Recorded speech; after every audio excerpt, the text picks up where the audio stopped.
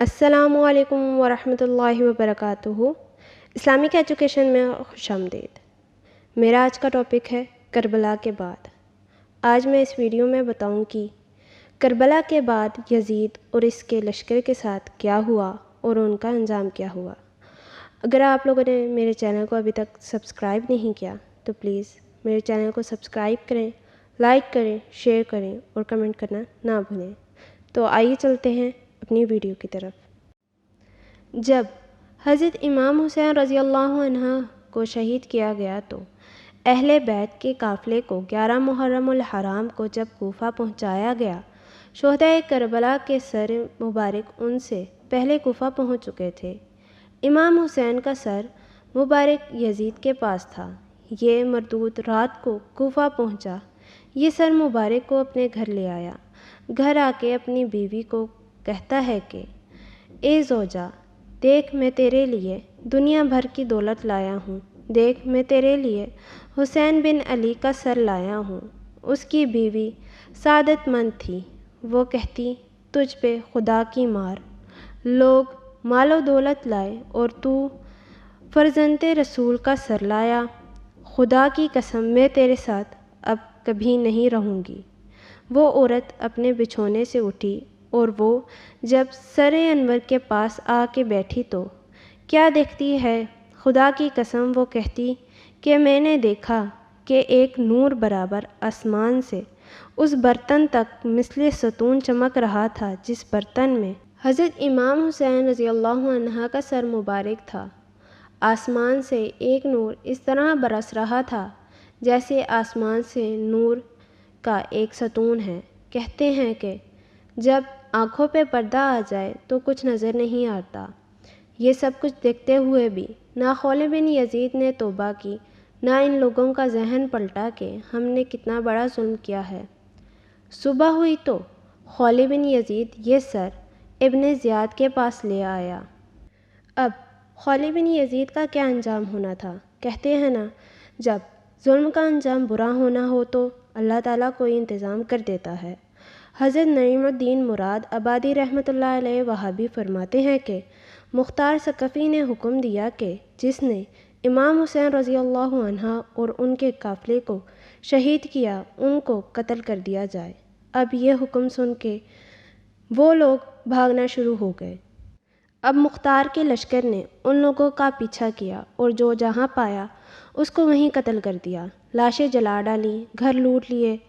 خولد بن یزید یہ وہی ظالم ہے جس نے حضرت امام حسین رضی اللہ عنہ کا سر قلم کیا تھا۔ تو جب اس کو مختار کے پاس لے کے جایا گیا تو مختار نے سب سے پہلے اس کے ہاتھ پاؤں کٹوائے، پھر اس کو سولی پہ لٹکایا اور آگ میں جھونک دیا۔ ظالم کا انجام برا ہوا۔ 6000 کوفی جو امام حسین رضی اللہ عنہ اور ان کے قافلے والوں کے قتل میں شریک تھے، ان کو مختار نے مختلف عذاب دے کے ہلاک کر دیا۔ ویسے تو حضرت امام حسین رضی اللہ عنہ کے بہت سارے معجزے اور کرامات ہیں، لیکن جب آپ شہید ہو گئے تو تب بھی آپ کی بہت ساری کرامات ہوئی تھیں، جیسا کہ آپ شہید ہونے کے بعد بھی قرآن پاک کی تلاوت کر رہے تھے اور آپ کے سر مبارک کے وسیلے سے غیر مسلم بھی مسلمان ہو گئے۔ اسی بات پہ میں آپ کو ایک واقعہ سناتی ہوں کہ جب یزید کا لشکر سر انور لے کر جا رہا تھا تو ایک گرجا گھر کے سامنے سے ان کا گزر ہوا۔ تو گرجا گھر میں ایک راہب تھا جو ان کو گزرتے ہوئے دیکھ رہا تھا۔ وہ ان کے پاس آیا اور آ کے کہنے لگا کہ تم لوگ کتنے برے لوگ ہو، تم لوگ اپنے نبی کے نواسے کا سر لائے ہو، ویسے تو تم لوگ ہو لالچی، ایک رات کے لیے یہ سر مجھے دے دو، بے شک اس کے بدلے مجھ سے 10,000 اشرفیاں لے لو۔ وہ لوگ ویسے ہی لالچی تھے، انہوں نے قبول کر لیا۔ راہب نے سر مبارک دھویا، خوشبو لگائی، اپنی ران پہ رکھا، دیکھتا رہا اور ایک نور بھی برستے ہوئے دیکھتا رہا۔ راہب نے وہ رات رو رو کے گزاری۔ صبح ہوئی تو راہب نے اسلام قبول کر لیا اور گرجا گھر جا کے اپنا سارا مال و متاع چھوڑ کے اپنی ساری زندگی اہل بیت کی خدمت میں گزاری۔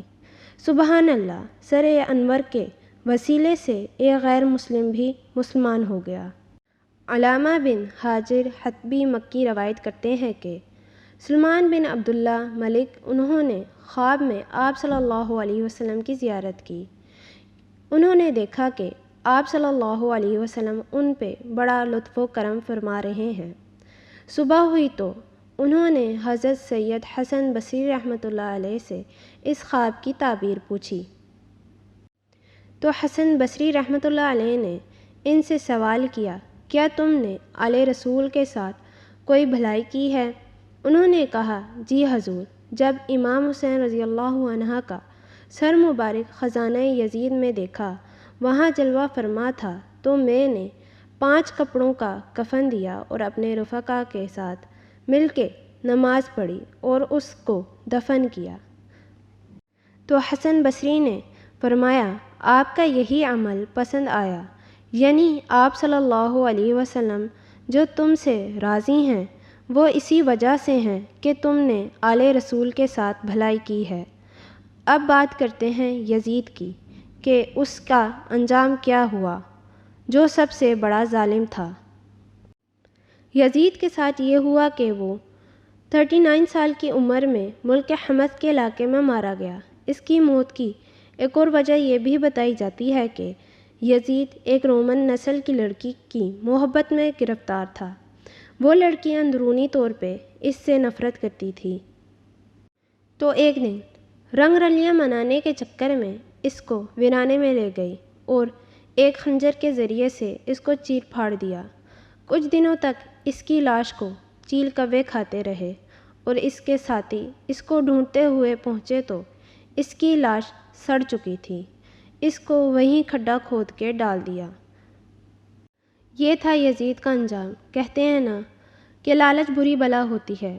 اس نے جس تخت اور مال و دولت کے لیے اتنا سب کچھ کیا، آل رسول سے جنگ کی، ان کو شہید کیا، کہ اس لالچ میں آ کے کہ مجھے تخت اور مال و دولت مل جائے گا، نہ اس کو تخت ملا نہ اس کو مال و دولت ملی، بس ملی تو ایک عبرتناک موت اور عذاب الہی۔ آخر میں میری دعا ہے کہ اللہ پاک ہم سب کو دنیا کی ہوس اور لالچ سے بچائے اور ہمیں نیک کام کرنے کی توفیق عطا فرمائے، آمین۔ امید کرتی ہوں آپ کو ہماری یہ ویڈیو پسند آئی ہوگی۔ اپنا بہت زیادہ خیال رکھیے گا۔ ملتے ہیں انشاءاللہ نیکسٹ ویڈیو کے ساتھ۔ فی امان اللہ۔